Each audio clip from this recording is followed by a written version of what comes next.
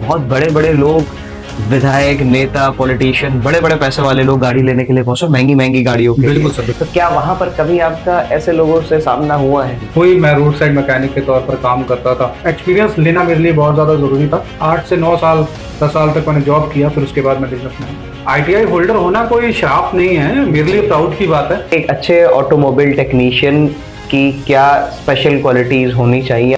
जो पूरे लखनऊ में भास्कर सर्विसेज की गाड़ियाँ दिखती हैं, तो इसके पीछे सफलता का राज क्या है जो आप हमारे दर्शकों को बताना चाहें? बाज कार सर्विसेज का जो कंपटीशन है वो लोकल गैराजेस के साथ है ही नहीं। जी, करेक्ट। मैं अपने कस्टमर्स को 2 महीने की सर्विस की वारंटी देता हूँ।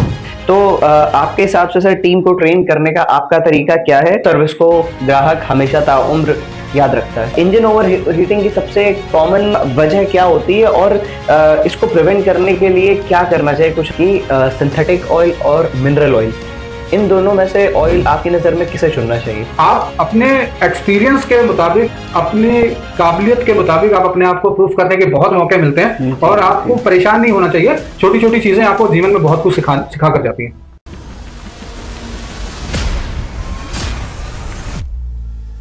नमस्कार दोस्तों, मैं हिमांशु बहुगुणा आप सभी का स्वागत करता हूं अपने स्पेशल पॉडकास्ट में।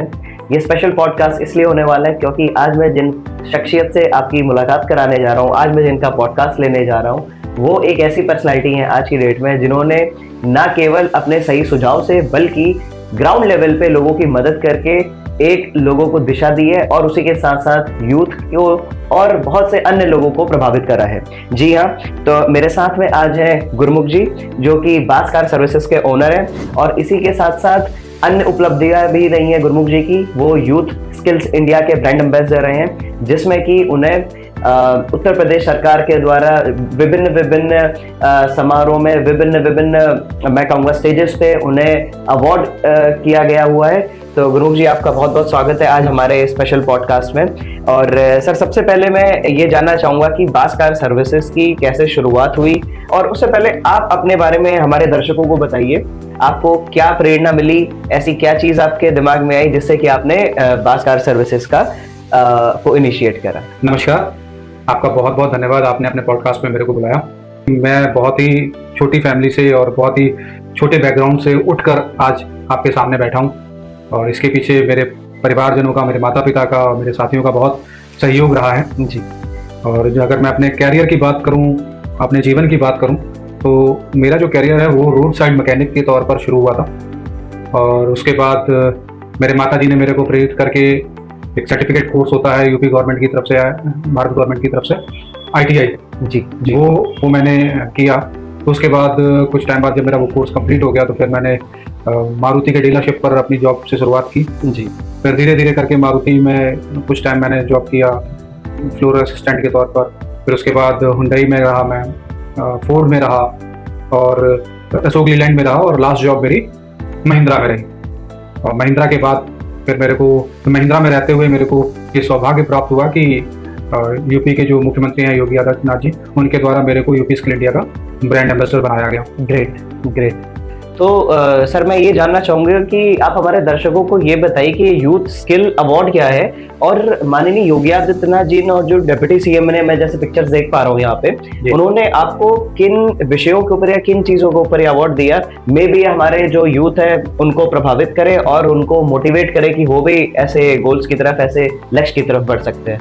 अगर मैं बात करूँ स्किल इंडिया के ब्रांड एम्बेसडर की, यूपी स्किल इंडिया के ब्रांड एम्बेसडर की, तो मेरे लिए ये बहुत ही अचंभे वाली बात और बहुत सरप्राइजिंग था जब मेरे को मालूम चला कि ऐसा कुछ नॉमिनेशन चल रहा है। और मेरे पास मेरे ITI टाइम के जो गुरुजी थे, टीचर थे, उनका फ़ोन आता है कि अभी आप क्या कर रहे हो, और उन्होंने मेरे से कुछ सर्टिफिकेट्स मंगाए मेरे एजुकेशन के टाइम के, और मेरे से एक्सपीरियंस सर्टिफिकेट उन्होंने मंगवाया और मैं उनका बहुत ऋणी हूँ और रहूँगा।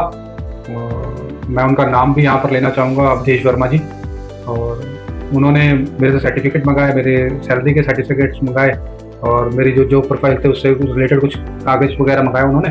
और मेरे पास कुछ टाइम बाद कॉल आता है, अच्छा, कि आपको चुना गया है स्किल इंडिया के, यूपी स्किल इंडिया के ब्रांड एम्बेसडर के लिए 2017 में। उस टाइम मैं जॉब ही कर रहा था। वाह। तो जब मेरा नाम इस तरीके से आया तो मैं काफ़ी सरप्राइज था और मैंने गुरुजी को भी धन्यवाद दिया। और जब मैंने गुरुजी से पूछा कि ये किस क्राइटेरिया में मेरे को चुना गया है, तो उन्होंने ये बताया कि आपका ITI के किए हुए जो लड़के हैं वो किस किस क्षेत्र में कहाँ तक आगे पहुँच चुके हैं। जी। तो ये मेरा सौभाग्य रहा कि मैं अपने क्षेत्र में ITI किए हुए लड़कों में सबसे अच्छी पोजीशन पे था। तो पहला क्राइटेरिया ये था मेरे को चुनने का, और थोड़ा सा सैलरी के फैक्टर्स थे। तो उन सब फैक्टर्स को मिला के मेरे को यूपी स्किल इंडिया का ब्रांड एम्बेसडर चुना गया। बहुत बढ़िया, बहुत बहुत बड़ी चीज होती है। मैं दर्शकों को बताना चाहूंगा कि एक जो टीचर है, एक जो शिक्षक है, वो अपने शिष्य से यही एक्सपेक्ट करता है कि, और मेरे ख्याल से एक शिष्य के लिए अपने गुरु के लिए जो गुरु दक्षिणा कही गई है वो यही है ऑनेस्टली, जो आपने उनका यहाँ पे नाम भी लिया। और बहुत बड़ी चीज होती है, उनको भी ये बेटर फील होता है कि भाई उनके पढ़ाए हुए स्टूडेंट्स आज इस मुकाम पे पहुंच चुके हैं कि जो लोगों को रोजगार दे रहे हैं, जो हमारे यूथ को रोजगार दे रहे हैं। तो ये बहुत ही बड़ी चीज होती है। गुरमुख जी, आपको इस चीज के लिए पहले बहुत बहुत बधाई है, और मैं आपने बहुत अच्छा करा कि दर्शकों को बताया। तो गुरमुख जी, मैं ये जानना चाहूंगा कि आपकी जो 15 साल से ज्यादा की जर्नी रही है, एक्सपीरियंस रहा है ऑटोमोबाइल सेक्टर में, वो पहला दिन जब आपने अपना कैरियर स्टार्ट करा, वो पहले दिन का अनुभव कैसा था? मेरी जो कैरियर की शुरुआत है वो रोड साइड मैकेनिक के तौर पर, जैसा कि मैं बता चुका हूँ, वही मैं रोड साइड मैकेनिक के तौर पर काम करता था। तो वहाँ पर तो आप समझ सकते हो, बट मैंने वहीं पर कहीं ना कहीं ये सोच लिया था कि मुझे ये जो जगह है यहाँ से ऊपर उठना है, और यहाँ पर फ्यूचर मुझे नहीं दिख रहा है। तो मैं अपनी शुक्रगुजार हूँ मेरी माता जी का बहुत ज़्यादा, जिन्होंने मेरे को फोर्स करके ITI करवाया। तो ITI के बाद काफ़ी सुखद हो गया मेरे लिए। तो मैंने मारुति के डीलर में सबसे पहले मेरी जॉब थी, जैसा कि मैंने बताया, floor assistant, floor controller assistant के तौर पर। तो वहाँ पर क्या मतलब ज़्यादा तो मुझे नहीं मालूम था, बस ये देखा था कि काफ़ी वहाँ का जो इन्वायरमेंट था, वहाँ के जो लोग थे, तो उनको देख कर लग रहा था कि मैं बहुत अच्छी जगह आ गया हूँ, और उनके काम करने का तरीका एक लग रहा था कि सिस्टमेटिक काम जो है वो किस तरीके से आप कर सकते हो जी। तो वहाँ से उस जगह पे रह के जब मैंने चीज़ों को देखा, भापा, तो मुझे कुछ लगा कि इसको और बेहतर भी किया जा सकता है, कस्टमर्स को बताने के लिए, कस्टमर्स को हेल्प करने के लिए। तो कहीं ना कहीं मेरे बिजनेस का जो बीज था, शुरुआत थी, वो वहीं से मेरे दिमाग में पनप चुकी थी कि मुझे जो जॉब है वो ज़्यादा लंबा समय नहीं करनी है, बट फिर भी एक्सपीरियंस लेना मेरे लिए बहुत ज़्यादा ज़रूरी था। तो मैंने तकरीबन 8 से 9 साल 10 साल तक मैंने जॉब किया, फिर उसके बाद मैं बिजनेस में आया। जी। मैं एक चीज़ समझना चाहता हूँ कि ये आपकी 7-8 साल की जर्नी, ये डिफरेंट, मैं कहूँगा मल्टीनेशनल ब्रांड्स के साथ में, उसके बाद में ये बिजनेस में आने का प्लान कैसे बना? क्योंकि ये बहुत से लोगों को मोटिवेट कर सकता है। सर, जैसा कि मैंने भी बताया आपको कि जब मेरा जॉब का पहला दिन था, तभी मेरे दिमाग में कहीं ना कहीं ये आ गया था कि जॉब जो है वो मैं लंबे समय तक नहीं करना चाहूंगा, पर एक्सपीरियंस मेरे लिए बहुत ज्यादा मैटर कर रहा था। बिना एक्सपीरियंस के अगर मैं बिजनेस शुरू करता तो डेफिनेटली मैं फ्लॉप हो जाता और मैं गिर जाता जी।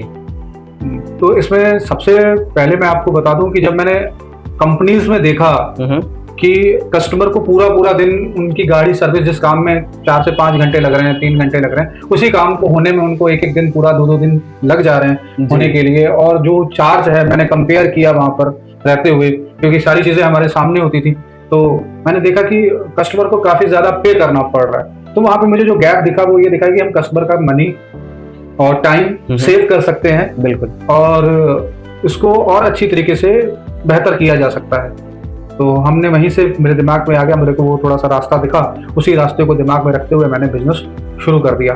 और आज जो हम बिजनेस कर रहे हैं और जो हमारा कस्टमर सेटिस्फेक्शन लेवल है, जो हमारा कस्टमर रिटेंशन है, उसके पीछे मेन रीजन यही है कि हम कस्टमर का टाइम और पैसा काफी ज्यादा बचाने की कोशिश करते हैं, और कई हद तक बचाते भी हैं। अगर हम सिंपल सी बात करें, किसी एक ब्रांड का अगर आप नाम लो मेरे को, तो किसी एक मॉडल का तो मैं आपको बताता हूँ, जैसे महिंद्रा की किसी गाड़ी का, हम जैसे स्कॉर्पियो का ले लेते हैं, SUV 300, तो उसमें क्या है कि अगर आप कंपनी में जाते हैं तो आपको सर्विस पे तकरीबन 4 से 5 घंटे 6 घंटे लगते हैं जी। और अगर कुछ मेजर निकल आया तो आपको पूरा दिन भी लग सकता है, हो सकता है गाड़ी आपकी होल्ड भी हो जाए। और दूसरा, आपको ये नहीं पता होता है कि आपकी गाड़ी में क्या हो रहा है, क्या नहीं हो रहा जी, अंदर जाना अलाउ नहीं होता। और तीसरा ये कि जो एस्टिमेट है जो आपको दिया जा रहा है, वो तकरीबन, अगर XUV की बात करूं, जो आपका सर्विस के बाद बिल बनता है वो तकरीबन 8 से 10 हजार रुपए समथिंग का बनता है जी। यहीं पे मैं आपको मेंशन कर दूं कि हमारे यहाँ जो XUV 300 की सर्विस है, अगर मैं डीजल वेरिएंट की बात करूं तो लगभग तकरीबन 4,500 से 5,000 रुपए की है।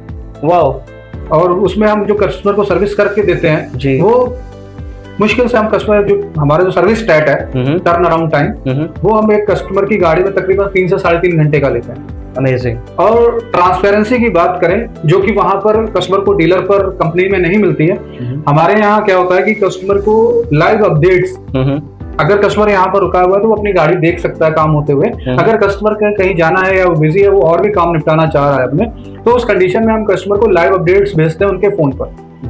लाइक कैसे, जैसे अगर कस्टमर का कंपनी काम हो रहा है यहाँ पर और उसका टायर खुला है, तो हम टायर खुलने की भी फोटोज उसको शेयर करेंगे कि सर आपकी गाड़ी का टायर खुल चुका है, आपकी ब्रेक का काम हो रहा है, आपके इंजन ऑयल चेंज हो रहा है, इंजन ऑयल चेंज होने का पूरा वीडियो, इसके अलावा ब्रेक पैड का पूरा वीडियो, ये सारी चीजें हम उनको जो काम हम करके देते हैं एक सर्विस के दौरान, उन सारी चीजों का हम उनको लाइव अपडेट भेजते हैं। वाह। और इसमें मैं आपको मेंशन कर दूं कि अगर आपको लग रहा है कि हम केवल सर्विस का मतलब engine oil, oil filter change करना ही है, तो ये गलत होगा। यहाँ पर हम आपको सर्विस में बता दें कि हम सर्विस में कंप्लीट पैकेज, यहाँ पे मैं वो चीजें दोहरा देता हूँ जो हम एक सर्विस के दौरान, एक पैकेज के दौरान कस्टमर को डिलीवर करते हैं। उसमें क्या है, आपका इंजन ऑयल चेंज होता है, ऑयल फिल्टर चेंज होता है जी, एयर फिल्टर चेंज होता है, 200 ml तक कूलेंट टॉपअप होता है, 50 ml से 100 ml तक ब्रेक ऑयल टॉपअप होता है, चारों पहियों की ब्रेक क्लीनिंग होती है, इलेक्ट्रिकल मैकेनिकल कंप्लीट चेकअप होता है, एसी फिल्टर क्लीन होता है, एसी कंडेंसर क्लीन होता है, सस्पेंशन पूरा कंप्लीट चेकअप होता है, गाड़ी की स्कैनिंग होती है, वॉशिंग, क्लीनिंग, मॉपिंग, पॉलिशिंग होती है। ये सारे काम हम कस्टमर की गाड़ी में कर देते हैं।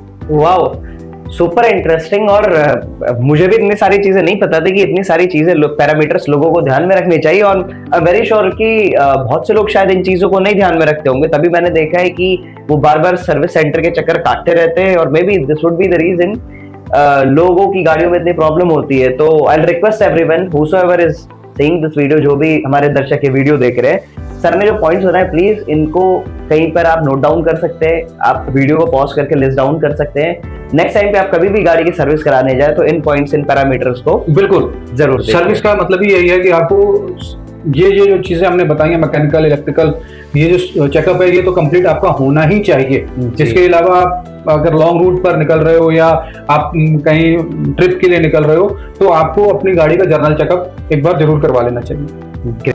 Super sir. सर मैं ये जानना चाहूंगा कि आपका 8-10 साल का जो एक्सपीरियंस रहा है डिफरेंट ऑटोमोबाइल्स डोमेन में, वहां पर सर आपने बताया कि आपने ITI करी थी और आपने काम करना स्टार्ट कर दिया था।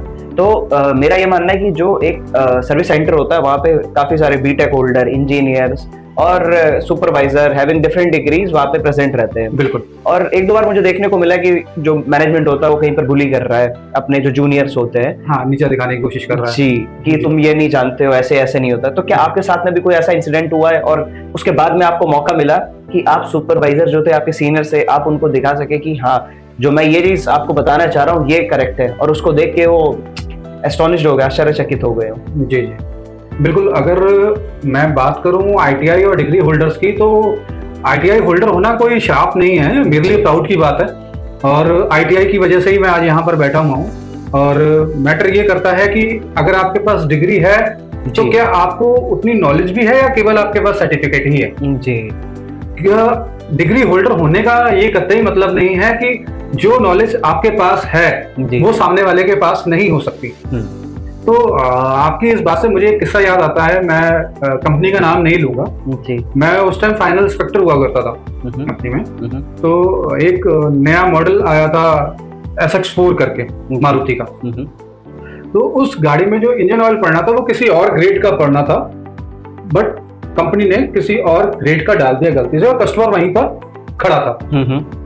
तो उस कस्टमर जानकार था, अच्छा, उसने तुरंत देखा और मेल कर दिया। तो मेल कर दिया, जैसे मेल किया तो क्योंकि इस इंडस्ट्री में क्या होता है कि कंपनीज अपनी प्रतिष्ठा को, साख को लेकर बहुत ज्यादा चौकन्ने रहते हैं। जैसे उन्होंने मेल किया तो उसके ऊपर एक्शन लेना शुरू कर दिया गया। उन कस्टमर के रहते रहते जो कंपनी के RSM थे, ZSM थे, CCM थे, वो सब ने उन सब पे इंक्वायरी करना शुरू कर दिया। तो शाम होते होते ये हो गया कि जो हमारी कंपनी के मैनेजर थे, उन्होंने मीटिंग बुलाई, सबको खड़ा किया, क्या फ्लोर सुपरवाइजर, क्या टेक्नीशियन, क्या फाइनल इंस्पेक्टर और नीचे से लेकर ऊपर तक सबको खड़ा कर लिया जी। तो उन्होंने ये कहा कि पहले टेक्नीशियन को बोला कि आपने ऐसा कैसे कर दिया, आपने देखा नहीं, डाला क्या गया और क्या काम किया है। फिर उन्होंने फ्लोर सुपरवाइजर को डाटा काफी ज्यादा, उनका डाटा बनता भी था जी, ऐसा नहीं कहूंगा कि उनका डाटा नहीं बनता था, बिल्कुल बेशक। तो पर वो मेरे पर जब बारी आई तो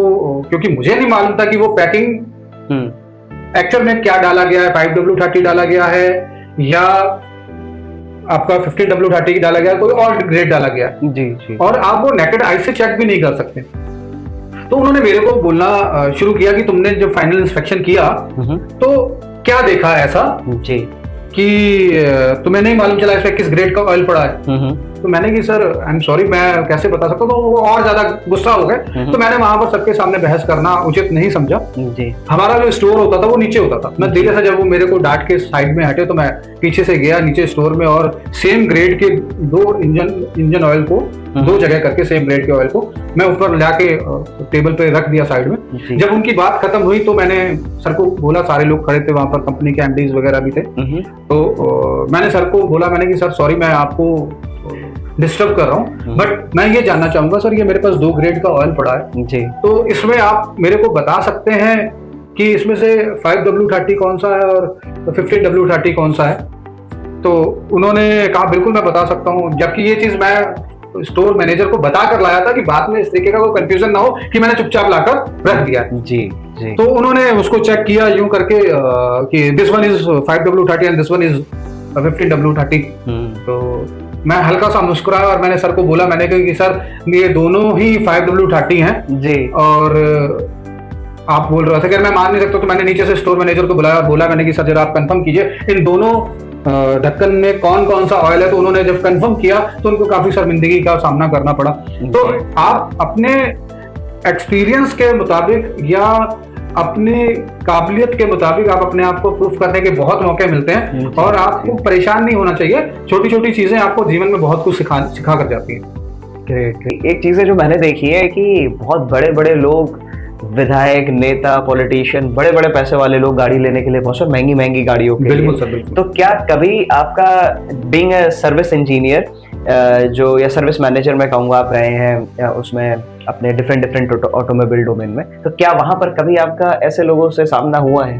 सर आए दिन ही होता था कभी ना कभी, क्योंकि जो गाड़ी है और ऊपर से बड़ी गाड़ी, बंदे की प्रेस्टीज का सवाल होता है। और वो अगर कोई बंदा अपनी खाली शोभा के लिए 30 से 40 लाख रुपए लगा रहा है तो वो कहीं ना कहीं उसका ईगो जो होता है वो बहुत बड़ा होता है, और ईगो फैक्टर और ईगो सेटिस्फाइड करना ही हमारा काम होता है। पर कई बार ऐसा होता है कि आपके सामने कुछ ऐसे लोग आ जाते हैं जहां पर आपका भी ईगो कंप्रोमाइज करना थोड़ा सा मुश्किल हो जाता है। तो एक किस्सा मैं आपको बताना चाहूंगा कि मैं एक कंपनी में था, वहां पर गाड़ियां लगी हुई थी और उस टाइम के जो नेताजी थे वो हमारे पास आए, तो नाम लेके, और वो ये चाह रहे थे कि हमारी जो गाड़ी है वो पहले कर दी जाए, बाकी लोगों की गाड़ी हटा के। उनके जो गनमैन वगैरह थे उन्होंने हमारे फ्लोर सुपरवाइजर को बोला भी कि आप पहले लगा दीजिए और इस तरीके का, मतलब हमारी गाड़ी पहले करा दीजिए, हम जल्दी में हैं और नेताजी को क्षेत्र में बहुत काम जी। तो हमारी जो SOPs हैं, जो काम करने के तरीके हैं, वो थोड़ा सा डिफरेंट होते हैं, क्योंकि हमारे लिए आप भी उतना इम्पोर्टेंट हो जितना कि दूसरा कस्टमर है। तो दूसरे कस्टमर की गाड़ियां हमारे पास लगी हुई थी, तो वो आए और हमने मना कर दिया कि गाड़ी आपकी जो है वो नंबर से ही लगेगी। तो जब ये बात नेताजी को पता चली तो वो काफी ज्यादा बौखलाए और सीधे मेरे केबिन में आके, मैं अपने लैपटॉप पे काम कर रहा था, तो उन्होंने लैपटॉप ऐसे बंद करके झटके से, मेरी उंगलियां उसी के अंदर रह गई थी लैपटॉप के, तो उन्होंने बोला कि क्या हो गलिया बिहार का समझे हो का? अच्छा। और कह के कि हमारी गाड़ी कैसे नहीं होगी, उन्होंने कहा मेरे को। तो मैंने बड़ी सभ्यता के साथ खड़ा हुआ और मैंने बोला कि नहीं सर, मैंने आपको बलिया बिहार का नहीं समझा है। तो मैंने कि बलिया बिहार का आदमी थोड़ा सा सभ्य होता है जी जी, और उसका बात करने का तरीका होता है, वो सीधे ही किसी भी जगह धड़धड़ाता हुआ नहीं चला जाता जी। आप हमें मौका दीजिए, मैं आपकी गाड़ी करवाता हूँ। और थोड़ा सा वो गुस्सा भी हुए, पर एनी हाउ हमने किसी तरीके से उसको हैंडल करके उनकी गाड़ी जल्दी से जल्दी करवा के दे दी थी जी जी। ये बहुत बड़े चैलेंजेस होते हैं, मैं समझता हूँ सर, कि जो इस तरह के पॉलिटिशियंस हैं जिनको जल्दी है, जो अपने बल का प्रयोग करते हैं, उनको शांत करना ही एक मैनेजर की जॉब है जी। करेक्ट। Great great. तो सर ये तो आपने बहुत ही अच्छे एक्सपीरियंसेस बताए।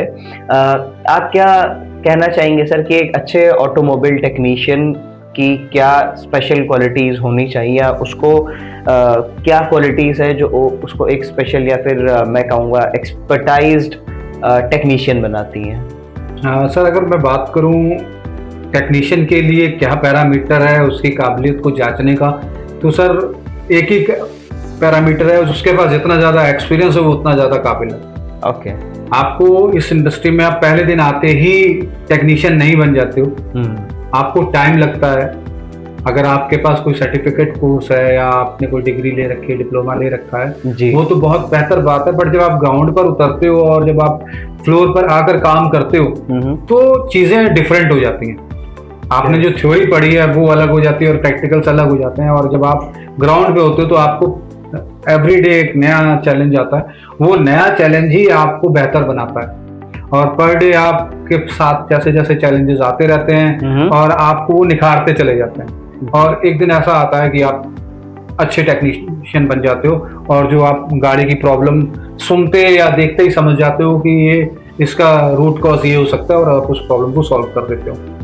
तो सर मेरा अगला सवाल आपसे ये रहेगा कि बास कार सर्विसेज को लखनऊ में लोगों ने इतना पसंद करा है, तो इसके पीछे का या फिर वो इसके सफलता का राज क्या है कि लोग आज की डेट में बास कार सर्विसेज को इतना पसंद कर रहे हैं? मैं देखता हूँ कि जो पूरे लखनऊ में बास कार सर्विसेज की गाड़ियाँ दिखती हैं, जगह जगह पे कॉलोनीज में दिख रही है, मेन रोड पे दिख रही है, गोमती नगर में, मरीन ड्राइव पे, हर जगह मुझे बास कार सर्विसेज जरूर दिखता है दिन भर। तो इसके पीछे सफलता का राज क्या है जो आप हमारे दर्शकों को बताना चाहिए? आप अपने कस्टमर के साथ कितना ज्यादा ट्रांसपेरेंट है जी, और कितना ज्यादा ईमानदार है। करेक्ट। ये सर इंडस्ट्री ऐसी है कि जहां पर आपको एक पार्ट के 10 डुप्लीकेट्स मिल जाएंगे जी, और आप पहचान ही नहीं पाएंगे कि वो ओरिजिनल है या लोकल है। और दूसरा चीज मैंने आपको बताया कि आपको रेट डिफरेंस जो है, अगर आप हमारा जो कंपटीशन है जी, मेरा जो कंपटीशन है, बास कार सर्विसेज का जो कंपटीशन है, वो लोकल गैराजेस के साथ है ही नहीं। जी, करेक्ट। मेरा जो सर्विस डिलीवर कर रहा हूँ वो मैं कंपनी के पैरामीटर्स पे कर रहा हूँ, जो मैं सर्विस डिलीवर कर रहा हूँ। जी जी। अगर आप कंपनी से कंपेयर करेंगे तो मैं 19 सर्विस नहीं दे रहा हूँ। कंपनी में अगर आप कंपनी से कंपेयर करेंगे, आप किसी भी सर्विस को, आप वैगनार ले लो, अगर आप वैगनार की सर्विस आप कंपनी में करवाते हो तो 7 से 8 हजार रुपये खर्चा आता है, मेरे यहाँ कराते हो आपको 3 हजार रुपये आता है। आपको वहां पर सर्विस में पूरा दिन आपका लग जाता है, 7 से 8 घंटे लगते हैं, मैं आपको 2.5 से 3 घंटे में गाड़ी की सर्विस कर देता हूँ। ग्रेट। तीसरी चीज आती है पार्ट्स की डुप्लीकेसी और आपका वो कितना लोकल है या ओरिजिनल है उस पे। तो मैं अपने कस्टमर्स को, जो कि कंपनी भी सर्विस की वारंटी नहीं देती, मैं अपने कस्टमर्स को 2 महीने की सर्विस की वारंटी देता हूँ। वाह। इसके अलावा जो पार्ट मैं डाल रहा हूँ, कस्टमर को उस पार्ट की फोटो भेजता हूँ कि सर ये पार्ट आपका पुराना है, ये मैं नया पार्ट लगा रहा हूँ। पार्ट लगने के बाद, पार्ट लगने से पहले दोनों फोटोज मैं कस्टमर को शेयर करवाता हूँ कि वो देख सके कि सर आपकी गाड़ी में जो पार्ट लग रहा है वो ओरिजिनल लग रहा है, जिससे कस्टमर का ट्रस्ट ऑटोमेटिक हमारी तरफ हो जाता है। और ये काम मैं ये नहीं कह रहा कि कंपनीज नहीं करती, कंपनीज करती हैं, पर उसका उस लेवल पे चार्ज भी करती हैं। और कस्टमर सस्ती और बढ़िया सर्विस चाहता है, जिस वजह से कस्टमर्स जो है वो हम पर ट्रस्ट कर पा रहे हैं और हम बेहतर चीज डिलीवर कर पा रहे हैं कस्टमर का पेमेंट। उसके अलावा हम अगर डेंटिंग पेंटिंग की बात करें तो डेंटिंग पेंटिंग में सब इंडस्ट्री में अभी फिलहाल तो कोई नहीं 2 से 2.5 साल की वारंटी दे रहा है, हम अपने पेंट पर 2 से 2.5 साल की वारंटी देते हैं। ग्रेट। और एक वहां पर अगर हम रेट की बात करें तो जहां डेंटिंग पेंटिंग की कॉस्ट आपकी कंपनी में एक पैनल की कॉस्ट 4 से 5 हजार रुपए आती है, हमारे यहाँ 2500 से 3 हजार रुपए आती है। बहुत बड़ा डिफरेंस है ये, और मेरे ख्याल से यही चीजें यही सारी चीजें हैं जो कि हमें डिफरेंट अलग करती हैं। Correct correct correct. तो सर मेरा अगला क्वेश्चन आपको ये रहेगा कि आप जैसे सर्विसेज दे रहे हैं, इतनी अच्छी सर्विसेज, तो आपको एक्सपीरियंस से शेयर करना चाहेंगे जो कस्टमर्स ने आपको फीडबैक दिया है, और वो ऐसा फीडबैक रहे कि वो आपको मोटिवेट करते कि भाई मैं आई विल बी डूइंग, इन्होंने आज इतना अच्छा फीडबैक दिया है, मैं कल उनके लिए ये चीज करूंगा, जो और जो कस्टमर आएंगे उनके लिए ये अच्छी चीजें करूंगा, उनके लिए ऐसी सर्विस करूंगा, ये रेनोवेशन करूंगा, ये नई चीजें करूंगा। तो ऐसे होते होंगे फीडबैक जो आपको भी मोटिवेट करते हैं? बिल्कुल। मैं यहाँ पर एक बात मेंशन करना चाहूंगा कि इंडस्ट्री में, सर्विस इंडस्ट्री में ये चीज एक कॉमन सुनने को मिल जाती है कि service is thankless job. Correct correct. तो उसमें क्या है कि आप कितना भी अच्छा कर लो, कस्टमर को सेटिस्फाइड करना बहुत मुश्किल होता है। बट मैंने इस चीज को चैलेंज की तरीके से लिया। मेरे पास कई कस्टमर्स ऐसे हैं, मुझे शुरू में लगा भी कि वाकई में लोग सही कहते हैं, जो सर्विस है वो थैंकलेस जॉब है। बट ऐसा नहीं है मेरे पास, मेरे आप चैनल पर जाकर देखोगे कई वीडियोस ऐसी पड़ी हुई हैं जो बहुत ज़्यादा परेशान थे, फंसे हुए थे, उन्होंने हमें बहुत ज़्यादा अप्रिशिएट किया और बहुत थैंकफुल भी रहे हमारे लिए।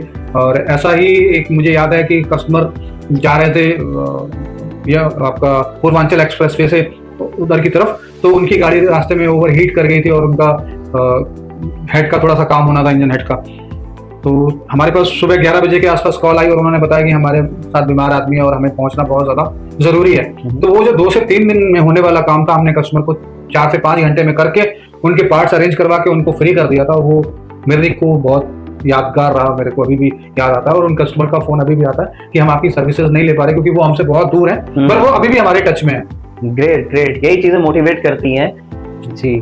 तो सर जैसा आपने जिक्र करा एक वर्ड ओवर हीटिंग, तो ये इंजन ओवर हीटिंग की सबसे कॉमन वजह क्या होती है और इसको प्रिवेंट करने के लिए क्या करना चाहिए? कुछ आप चीजें बताना चाहो, टिप्स देना चाहो? सर ओवर हीटिंग ऐसी चीज है जो इसके पीछे कई रीजंस हो सकते हैं जी। आपका अगर रेडिएटर फैन चलना बंद कर देगा तो भी ओवर हीट करेगी गाड़ी, थर्मोस्टेट खराब हो जाएगा तो भी गाड़ी ओवर हीट करेगी, आपका कूलेंट कहीं से लीक कर जाएगा तो भी आपकी गाड़ी ओवर हीट करेगी। तो इस कंडीशन में आपको अपने डैशबोर्ड पर बहुत ज्यादा ध्यान देकर, अगर आप चल रहे हो तो ध्यान देकर चलना होता है। उस पे ओवर हीटिंग के टाइम पर आपका चेक इंजन लाइट आ जाती है और ओवर हीटिंग का सिंबल आ जाता है, उसको आपको इग्नोर नहीं करना होता है। और जैसे ही आपको ये सिग्नल दिखे या सिंबल दिखे, आपको अपनी गाड़ी साइड में लगा लेनी होती है। और यहाँ पर मैं एक चीज मेंशन करना चाहूंगा कि ओवर हीटिंग के दौरान पर एक आपको बहुत ज्यादा ध्यान रखने वाली चीज होती है जो अमूमन लोग गलती कर देते हैं कि रेडिएटर कैप का ढक्कन खोल देते हैं। रेडिएटर कैप का ढक्कन अगर आप खोल दोगे तो वो बहुत तेजी से प्रेशर बाहर की तरफ फेंकेगा, आप जल सकते हो और थोड़ा बहुत नहीं बहुत ज्यादा जल सकते हो, आपको नुकसान हो सकता है। अच्छा। और दूसरी चीज ये कि कई बार कस्टमर क्या करते हैं कि फैन चल रहा है या नहीं चल रहा है देखने के लिए अपना हाथ इंजन रूम के अंदर डाल देते हैं, तो उस कंडीशन में आपका हाथ जल भी सकता है, रेडिएटर फैन से टच होकर कट भी सकता है। तो इस तरीके की गलती ना करें, गाड़ी का इंजन को ठंडा होने दें, अपने पास में किसी टेक्नीशियन को बुलाएं और तब उसको रिपेयर कराएं। ग्रेट। सर जैसा मैं आजकल की टाइम पे देख पाता हूँ कि लोगों का शेड्यूल काफ़ी बिजी रहता है, तो इस टाइम पे लोग अपनी गाड़ी की जो सर्विस होती है उसको डिले कर देते हैं। तो डिले करने के क्या नुकसान हो सकते हैं उनकी गाड़ी के इंजन पे और उनकी गाड़ी के सस्पेंशन पे? सस्पेंशन पे तो सर वेयर टेयर आइटम है, जैसे आपकी ड्राइविंग होगी, जैसा आप चला पाओगे उस हिसाब से वो जो फर्क पड़ेगा। बट अगर आप सर्विस डिले करते हो तो आपको काफ़ी ज़्यादा नुकसान हो सकता है। जो आप पैसा बचाने की कोशिश कर रहे हो वो आपको उससे कहीं ज़्यादा पे करना पड़ सकता है। इंजन ऑयल की एक लाइफ होती है जो सर्टेन पीरियड के बाद वो कम होने लग जाती है जी। और जैसे कि 6 महीने 10,000 किलोमीटर, 1 साल 10,000 किलोमीटर, तो आपके मैनुअल जो सर्विस मैनुअल होता है उस पर मेंशन होती है, तो आपको अपने शेड्यूल के हिसाब से उस सर्विस को करवा लेना चाहिए। और अगर आप ज़्यादा लंबे टाइम तक नहीं सर्विस कराते तो इंजन ऑयल स्लज बनाना शुरू कर देता है, जो कि आपके इंजन के पार्ट्स के लिए नहीं सही होता है। और सर्विस अगर टाइम से नहीं होती तो खाली इंजन ही नहीं और भी कई चीज़ें जिन पर फर्क पड़ना शुरू हो जाता है। कि सिंथेटिक ऑयल और मिनरल ऑयल, इन दोनों में से ऑयल आपकी नज़र में किसे चुनना चाहिए?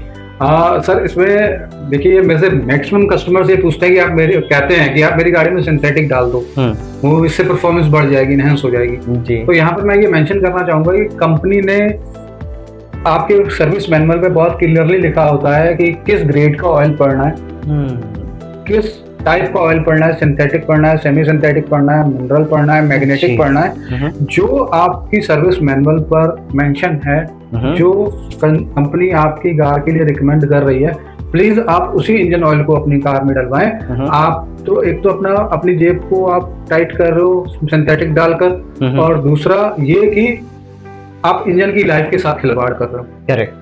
तो जो मैनुअल आपका बोल रहा है, जो आपकी कंपनी रिकमेंड कर रही है, अगर आपकी company 5W30 mineral oil recommend कर रही है तो आप 5W30 ही मिनरल ऑयल डालिए, वो ज्यादा बेहतर परफॉर्म करेगा सिंथेटिक के। अच्छा सर, जैसा कि हम लोग आजकल देख रहे हैं कि सोशल मीडिया काफ़ी ट्रेंडिंग है, यूट्यूब, इंस्टाग्राम, फेसबुक, सब जगह। तो क्या आज की डेट में यूट्यूब देखकर भी लोग अपनी गाड़ी की रिपेयरिंग खुद से कर रहे हैं? और अगर कर रहे हैं तो इसके क्या रिस्क हो सकते हैं? क्योंकि मुझे लगता है कि वीडियोस देख के मैं देखता हूँ कि बहुत सारे आते हैं, उसमें एक रील्स चल रही है, उसने कहा ऐसा कर दो, ऐसा कर दो, इसको यहाँ से चेंज करो। तो आपका इसमें क्या कहना है? सर ये तो आपने वो बात कर दी कि आप YouTube देखकर बंदे का ऑपरेशन कर दो। जी जी। वो वही चीज़ है कि अगर आप ट्रेंड नहीं हो और अपनी गाड़ी के साथ छेड़खानी कर रहे हो तो आप अपना ही नुकसान कर सकते हो। जैसा कि आपने मेरे इंस्टा पर और उस पर देखा होगा, तो हम लोग भी रील्स डालते हैं, बट उसमें हम बनाना नहीं सिखाते जी। हम उस पे कस्टमर को ये बताते हैं कि ये प्रॉब्लम आ रही थी, ये पार्ट हमने चेंज किया, ये प्रॉब्लम सॉल्व हो गई जी। Correct, solution oriented. हाँ, सॉल्यूशन हम दे देते हैं। बट इसमें अगर आप उसको देखकर यूट्यूब वीडियो, इंस्टा की रील्स देखकर अपनी गाड़ी को बना रहे हैं, तो आपको मालूम नहीं किस टार्क पे खुलना है, कितने कई चूड़ियां उल्टी होती हैं, आप खोलने के चक्कर में उसको सीधा खोले जा रहे हो तो वो नुकसान हो सकता है, तो उस कंडीशन में आप अपना नुकसान ही करोगे।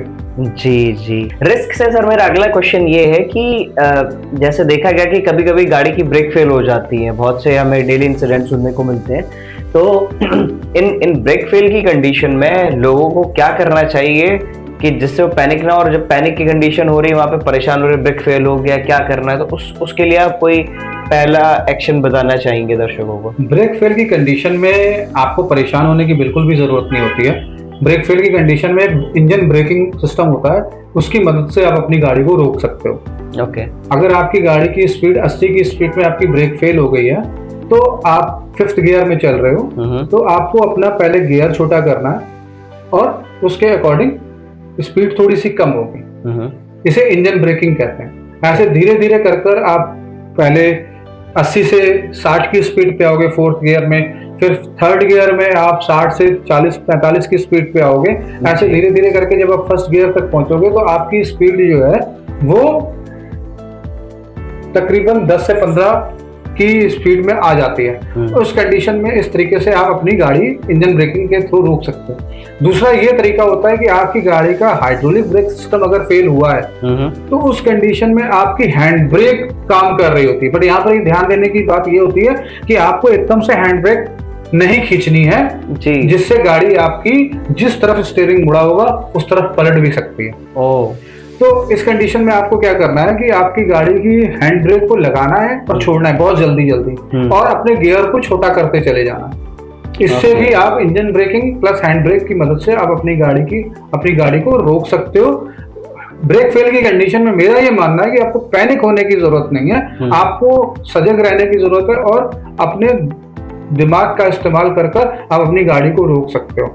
और ब्रेक फेल की कंडीशन में अक्सर अगर आपका हाइड्रोलिक ऑयल, ब्रेक ऑयल कम हो रहा है, तो आपके क्लस्टर मीटर पर डिस्प्ले पर एक वार्निंग आती है, उसको आपको इग्नोर नहीं करना है। और जैसे ही वो लाइट आए आपको सतर्क हो जाना है और गाड़ी को जल्द से जल्दी नियर वर्कशॉप पर ले जाकर उसको चेक करवाना चाहिए।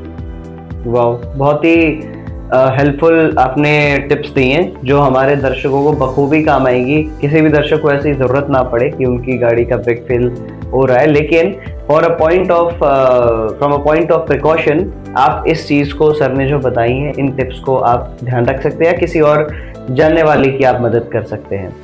बास कार सर्विसेज अपनी सर्विसेज के लिए जानी जाती है, लेकिन ऐसी कौन कौन सी सर्विसेज हैं जो आपने प्लान करी है कि आप आने वाले टाइम पे अपने जो कस्टमर्स हैं उनको प्रोवाइड करेंगे, जो आप सर्विसेज को ऐड ऑन करना चाहेंगे उनके बेनिफिट के लिए?